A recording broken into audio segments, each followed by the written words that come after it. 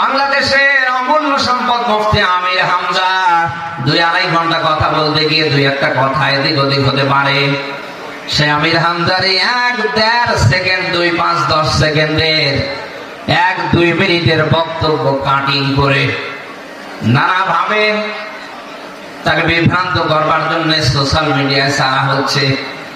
আর এই আলেম নামের জালিম গুলো ওই জায়গা থেকে শুধু সমানে ফতোয়া দিচ্ছে ও কাফের কাফের, মনে হলো কাফের ডিলারি নিয়েছে। আমির হামজা যে জুলুম, যে অত্যাচার, যে নির্যাতন সহ্য করেছে, আপনার 3 বছর জুলুম নির্যাতন সহ্য করার দরকার নেই। আপনি তো 10 দিনেই সবকিছু বিক্রি করে ফেলবেন। বলুন না কেন? জামালপুরবাসী, এই জন্য আমাদের সিদ্ধান্ত নিতে হবে আগামীর এই বাংলাদেশ যেন আল্লাহর কোরআন রাসূলের সুন্নাহ দিয়ে চলে।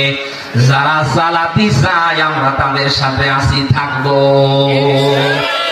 আর আসি দেখি লিল্লাহে থাকবে। এই 53 বছরে আমরা অনেকের শাসন দেখেছি।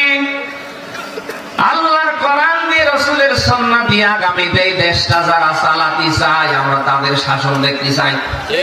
জামাত হোক, বিএনপি হোক, চরমনাই হোক, যে দলই হোক, অসুবিধা নেই। যারা এই প্রতিশ্রুতি দেবে আগামীতে ক্ষমতায় আসলে আমরা কোরআন রাসূলের সুন্নাহ দিয়ে দেশ চালাবো, আমরা তাদের পক্ষে আছি।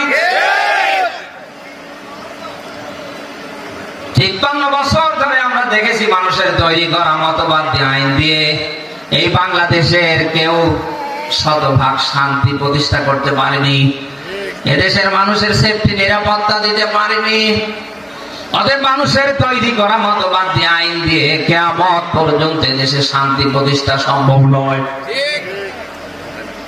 অতএব আগামীতে যারা কোরআন সুন্নাহ ভিত্তিক এই দেশটা সাজাতে চায়, চালাতে চায়, যারা মানুষের শাসক না হয়ে সেবক হতে চায়, আমরা তাদের পক্ষে আছি।